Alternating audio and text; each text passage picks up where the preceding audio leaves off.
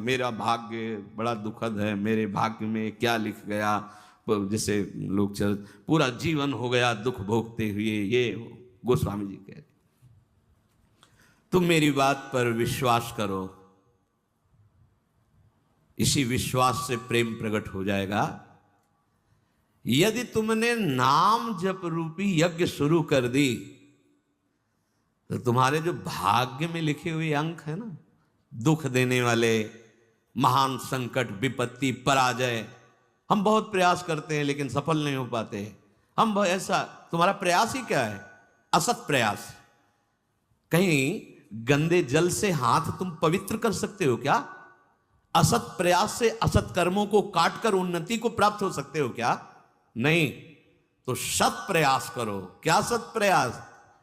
बोले राम नाम जप जाग, जप यज्ञ, नाम जो हमारे प्रभु का नाम है, आप उसे क्या होगा?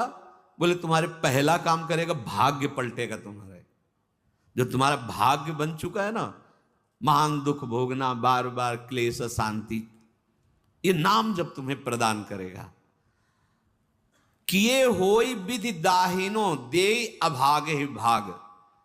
जो हमारे प्रतिकूल सब कुछ है ना, वो सब दाहिने अनुकूल हो जाएगा, केवल नाम जप करके देख लो। ऐसे भाग्यवान बन जाओगे कि तुम जिसे देख लोगे, छू दोगे, उसके वाम भाव सब नष्ट हो जाएंगे। धर्म विपरीत आचरण, धर्म विपरीत भाव नष्ट हो जाएंगे। जल थल नभ गति अमित यति, अग जग जीव अनेक, तुलसी तो से दीन कहाँ, राम नाम गति एक। चराचर जीव असंख्य है, सबकी अलग अलग चाहत है, गति है। किसी की जल में बहुत गति है। अब तैरना नहीं आता तो आपका शरीर पूरा हो जाएगा जल में, लेकिन मछली, कछुआ, मगरमच्छ, इनकी तो गति है, उसी में आनंदित रहते हैं। किसी की पृथ्वी में गति है, किसी की आकाश में गति है, पर मेरे जैसे की गति तो एकमात्र केवल नाम गति है। समझो, भाव कह रहे हैं कि जैसे जलचर जीव जल में ही केवल सुखी रहता है, थलचर थल में, वायु वाला वायु में, तुलसी का सुख क्षेत्र तो केवल नाम है, नाम। श्री हरिवंश नाम नित कहो, नाम प्रताप नाम फल लहो, नाम हमारी गति सदा।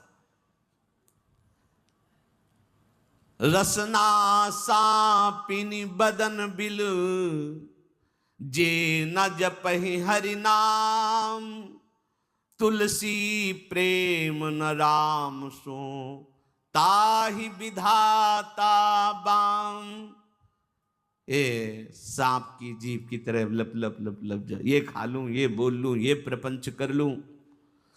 ये सर्पिणी के समान जीव है, और ये शरीर, ये मुख एक बिल के समान है। यदि तुमने अपनी जिह्वा से हरिनाम जप नहीं किया तो जितनी अनुकूलता लिखी भी है वो सब प्रतिकूलता में बदल जाएगी। आपको लगेगा कि ये कैसी बात, नाम न जपे तो हमारे भाग्य से जो अनुकूलता लिखी वो भी प्रतिकूलता हो जाए। हाँ, हो जाएगी। भगवत विमुख की प्रत्येक अनुकूलता प्रतिकूलता से भी भयानक दुख देने वाली होती है, और भगवत सन्मुख की प्रत्येक प्रतिकूलता करोड़ों अनुकूलताओं से भी बढ़कर सुख देने वाली होती है। पढ़ के प्रसंग देख लेना, श्रीमद् भागवत में समंतक मणि का प्रसंग, सत्यराजित का। भारी अनुकूलता समंतक मणि मिली और श्री कृष्ण से विमुख हैं तो दोनों भाई मारे गए और हाथ कुछ नहीं लगा। भारी अनुकूलता, भारी प्रतिकूलता में है, यदि भगवत विमुख हो तभी तो। जिसको लगता है कि मैंने जीवन में बहुत कुछ प्राप्त किया, यश, मान, सम्मान, प्रतिष्ठा, रुपया, पैसा, ये क्या है, क्या है? जैसे स्वप्न में राजा बने जगे तो कुछ नहीं, ऐसे ही जिस समय अंतिम समय आएगा उस समय तुम्हारे होश ठिकाने होंगे, पर तुम कुछ करने लायक नहीं होगे। इसलिए जो नाम जप नहीं कर रहे, मानो अपने जीवन को जितनी भी अनुकूलता सब प्रतिकूलता में बदल रहे हैं। ही फाटहु फूटहु नयन, कैसी अद्भुत भक्ति है, प्रीति है महापुरुषों के हृदय में। कह रहे ही फाटहु फूटहु नयन, जरौ सुतन के ही काम, द्रवहि स्रवहि पुल कै नहीं, तुलसी सुमिरत राम।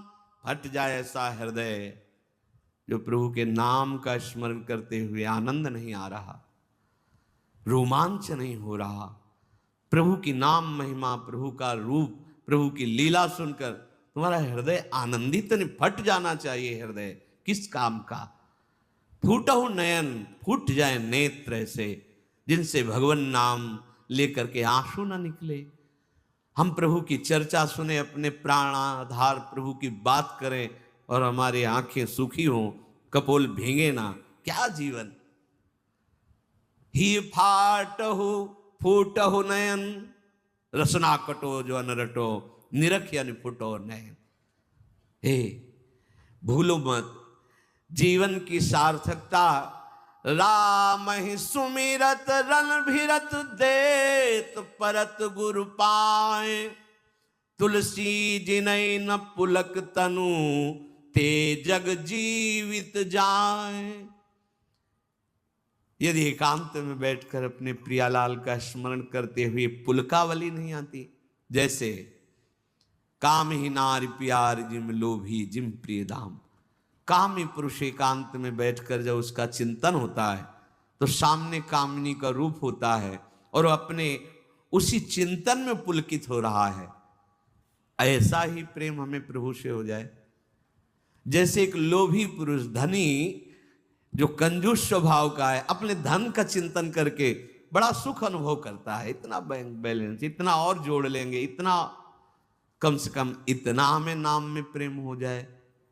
गोस्वामी जी कह रहे, जो गुरुदेव भगवान को प्रणाम करते समय, प्रभु का नाम सुमिरन करते समय और दूसरे की सेवा का अवसर आने के समय उत्साहित नहीं हो जाते हैं, एक प्रफुल्लता, अहो भाग्य, गुरु चरणों में प्रणत होने का सौभाग्य, अहो भाग्य, आज इस बीमार शरीर की सेवा करने का सौभाग्य, अहो भाग्य, आज हमें भगवत यश गाने का सौभाग्य, नाम कीर्तन करने का सौभाग्य।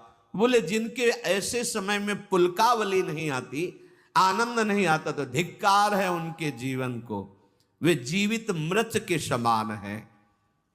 नाम जीवे दया, नामे रुचि और वैष्णव सेवा। ये जो वैष्णव सेवा है, इसको हम इस भाव में ले लेते हैं कि खिला पिला दिया या वस्त्र दे दिया तो ये वैष्णव सेवा हो गई। ये एक बाह्य सेवा का अंग है, इसे पूर्ण सेवा नहीं कहते।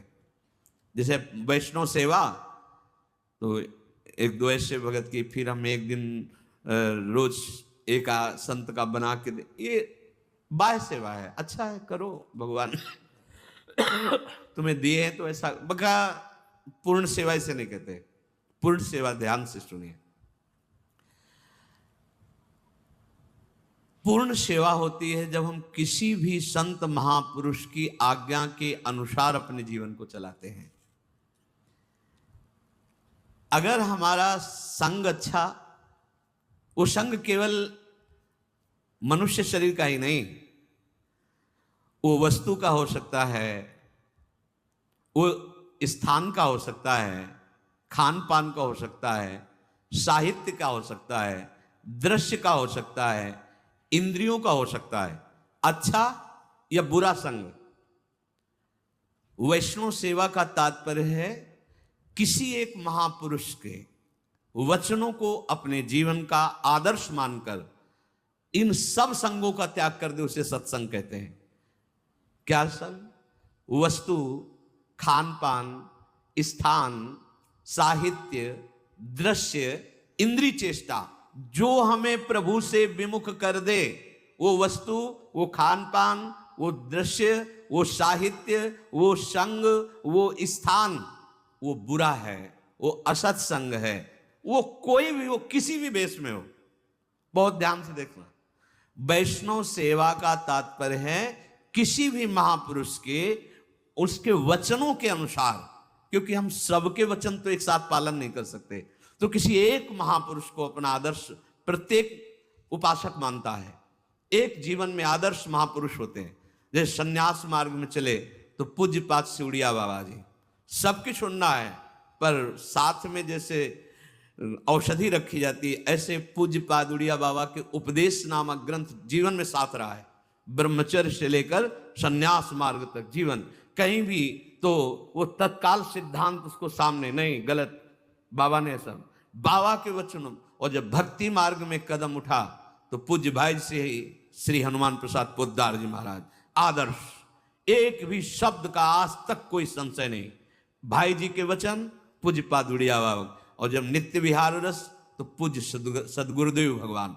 एक भी आचरण, एक भी सेकंड के लिए विश्ववर संग्रह, कहीं कोई शास्त्र प्रतिकूल आचरण नहीं। मेरे गुरुदेव इसलिए कह रहा हूं, ऐसा नहीं, भगवत कृपा से बचपन से बड़े बड़े संतों का संग हुआ। नित्य विहार रस की उपासना की सर्वोपरि ऊंचाई पर पहुंचे हुए महापुरुष, और एक सेकंड के लिए कभी शास्त्र से विपरीत आचरण नहीं देखा। सदगुरुदेव भगवान परम अकिंचन प्रिय हरि के रे, सहचर्य भाव में स्थित महा। तो कोई न कोई महापुरुष अपने जीवन का आदर्श होता है। सबसे बड़ी वैष्णव सेवा किसी भी महापुरुष को अपने जीवन का आदर्श बनाकर उनकी आज्ञा के अनुसार चलना। इस कसौटी पर कस के देखिए, या तब वैष्णव सेवा मानी जाएगी। कोई भी स्थान, खान पान, साहित्य, दृश्य, इंद्रियों की चेष्टा, जो मुझे किसी भी आदर्श जिसको हमने माना है महापुरुष, उसके विपरीत ले जाए, वो सब को संग, चाहे वो वस्तु, व्यक्ति, स्थान, ग्रंथ, पंथ, कुछ भी हो, जो आदेश मिला है गुरुजनों उसके अनुसार। जिस वस्तु के सेवन से, जिस व्यक्ति के संग से, जिसके पढ़ने से, जिसके देखने से, जिससे व्यवहार करने से हमें प्रभु की याद बढ़ रही है और अपने आदर्श महापुरुष की आज्ञा पालन हो रही है, बस ये हमारा सत्संग हो रहा है, ये हमारा साधु संग हो रहा है। तुलसी सो सब भांति परम हित, पूज्य प्राण ते प्यारो, जासो होए स्नेह राम पद, ए तो मतो हमारो। मीरा जी के लिए ये गोस्वामी जी, तुलसीदास जी ने बहुत ध्यान देने योग्य बात है। तुलसी सो वो वस्तु, वो व्यक्ति, वो स्थान, वो दृश्य, वो साहित्य, वो संग, वो व्यवहार। तुलसी सो सब भांति परम हित, पूज्य प्राण ते प्यारो, जासो होए स्नेह राम पद, ये तो बतो। जिस वस्तु के सेवन से, जिसके संग से, जिसके पठन से हमें प्रभु से प्यार हो जाए, स्नेह राम पद, ये तो यही सबसे बड़ा संग। हम कुसंग का मतलब केवल व्यक्ति का संग समझते हैं, नहीं, हर वस्तु, व्यक्ति, स्थान, वो जिसके संग से हमारे प्रभु प्रीति टूटे, प्रभु का स्मरण छूटे, हमारे गुरुजनों का आदर्श छूटे, जो हमें आज्ञा करी, वो कुसंग है, उसका सर्वतो भाव त्याग कर देना चाहिए।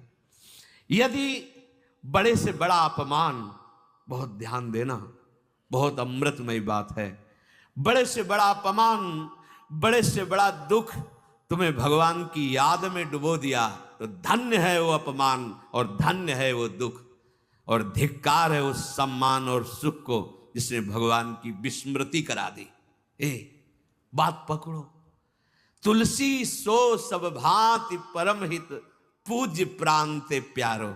वही प्राणों से प्यारा, मनो भयानक दुख है, लेकिन राधा राधा राधा तो बलिहार है इस दुख की, जो राधा राधा रटा रहा है। बलिहार है उस तिरस्कार, अपमान, निंदा की, जिसने मुझे भगवान का मार्ग दे दिया। और धिक्कार है उस सम्मान और दुलार और उस प्यार को जिसने प्रभु से विमुख करके भोगों में फंसा दिया। बात को समझो। साधु सेवा या गुरु सेवा या वैष्णव सेवा का अर्थ क्या है? उनकी आज्ञा पर चलना, और उनकी आज्ञा से हमें कोई गिरा दे, वो कोई भी हो। आप कहें सतबार महेशु तजो न नारद कर उपदेशु, ये है साधु सेवा, ये है वैष्णव सेवा। यदि बड़ा से बड़ा दुख हमें हमारे प्रभु हरि के चरणों में बैठाल दे तो इससे बड़ा सुख क्या हो सकता है। और सच्ची मानो, ये दुख ही एक औषधि ऐसी है जो एक रास्ता खोलती है हरि का, लेकिन माया ऐसे बंद रखती है और इधर ही भटकाती। जब हर जगह ठोकर मिलती है तब उसे अपने उस यार की याद आती, कोई है जो अहतुकी प्यार करने वाला है। तो कौन है? वो हरि है, वो कृष्ण है। देख लो, जब चिंतामणि की ठोकर लगी तो बिल्व मंगलाचार्य बन गए।